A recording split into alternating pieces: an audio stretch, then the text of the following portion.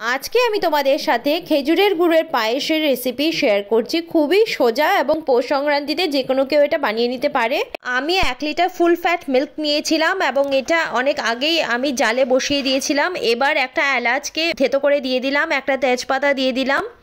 এইবার তাতে কিছুটা পরিমাণে ঘি দিয়ে দিলাম। ঘি দিয়ে চালটা মাখিয়েও রাখা যেতে পারে, কিন্তু আমি এইভাবেই ঘিটা অ্যাড করে দিই। পায়েস বানানোর সময় একটা কথা মাথায় রাখতে হবে, আমাদের কিন্তু দুধটাকে অনবরত নাড়তে থাকতে হবে, না হয় দুধটা নিচে লেগে যেতে পারে।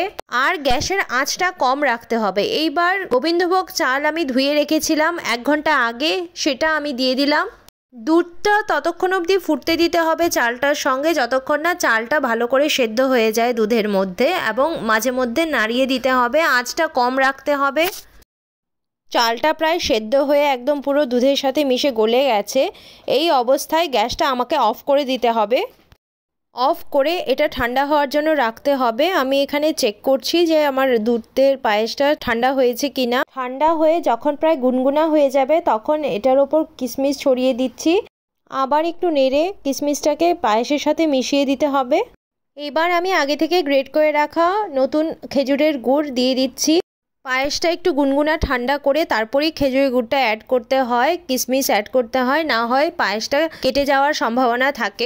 গুড়টা গ্রেট করে একটু চেলেও নেওয়া যেতে পারে, তাহলে গুড়ের মধ্যে কোনো নোংরা থাকলে সেটা পায়েসে পড়বে না।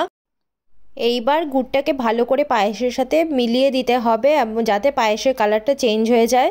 গুড়ের পরিমাণটা টেস্ট অ্যাকর্ডিং ইউজ করবে। আমি আমার টেস্ট অ্যাকর্ডিং ইউজ করেছি। আমাদের বাড়িতে একটু মিষ্টি মিষ্টি পায়েস পছন্দ করে, তাই আমি সেই রকমভাবেই করেছি।